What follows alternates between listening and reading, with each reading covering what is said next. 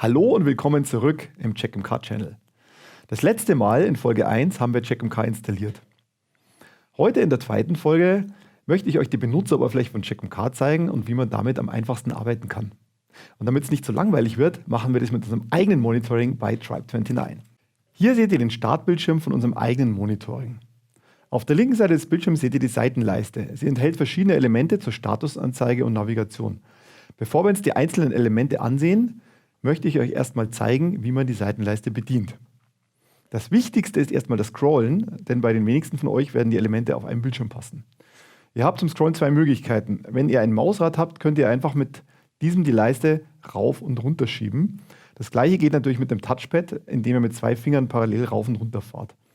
Wichtig dabei ist, dass der Mauszeiger immer über der Seitenleiste ist. Alternativ könnt ihr auch einfach eins der Elemente mit der Maus packen und dann hoch und runter schieben. Was ihr noch machen könnt, ist die Elemente auf- und zuklappen. Dazu könnt ihr einfach auf den Titel klicken. Ihr seht, dass sich der Mauszeiger zu einer Hand ändert. Ihr klickt einmal drauf und das Element klappt sich zu oder wieder auf. Das gleiche geht auch mit diesem kleinen Icon hier, aber das Icon ist einfach schwieriger zu treffen. Deswegen nehme ich einfach immer den Titel. Wenn ihr euch fragt, was das kleine Kreuz hier ist, dann drückt doch einfach mal drauf. Das ist nämlich zum Entfernen von dem Element. Zack, zack. Jetzt natürlich die gute Frage, wie kriege ich meine Elemente wieder?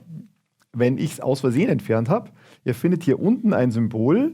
Damit könnt ihr Elemente zur Seitenleiste hinzufügen. Und zwar nicht nur die ihr weggemacht habt, sondern es gibt ein paar ganz interessante andere Elemente.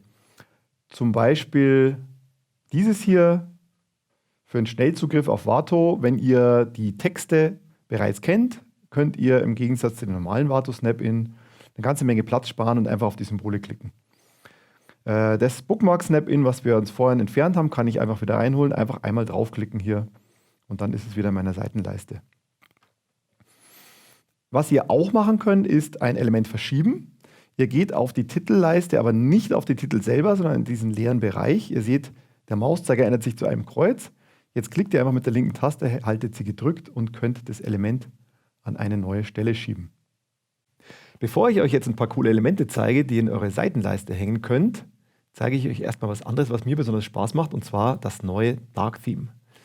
Dazu geht ihr hier auf die persönlichen Einstellungen, geht auf User Interface Theme und wählt aus Set Custom Theme und wählt jetzt hier aus Modern Dark. Das Dark Theme ist eben ein Bildschirmthema, wo die Farben sehr dunkel gehalten sind und hauptsächlich die Statusinformationen hell rausleuchten.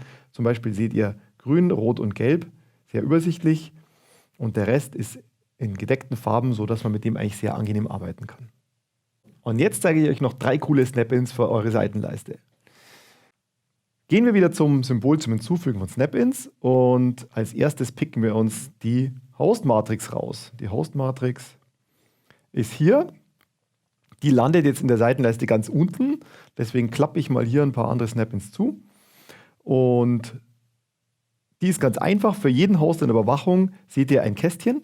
Wenn es auf dem Host irgendein Problem gibt, dann kriegt das Kästchen die Farbe des schlimmsten Problems, zum Beispiel hier rot.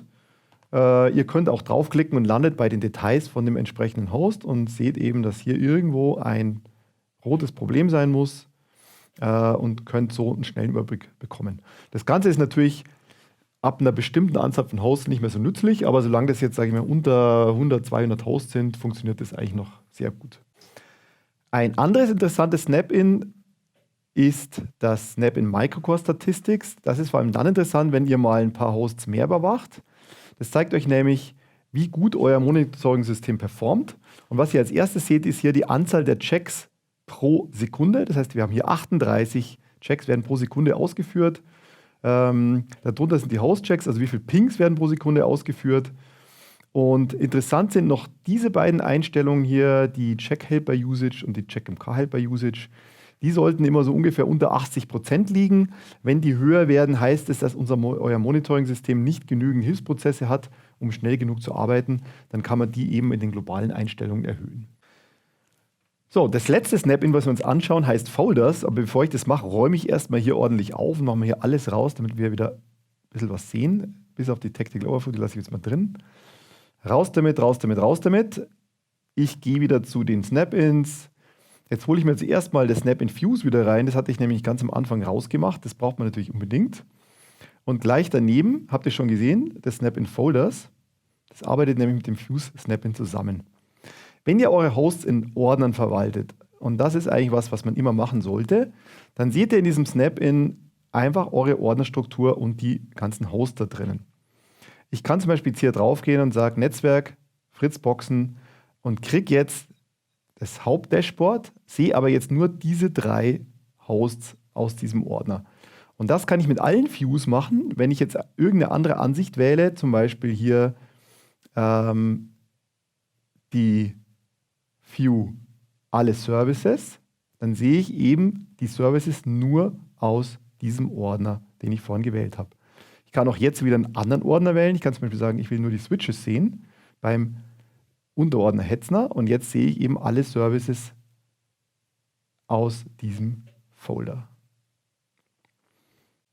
So, das war's für heute. Ich hoffe, es war interessant und hat auch Spaß gemacht.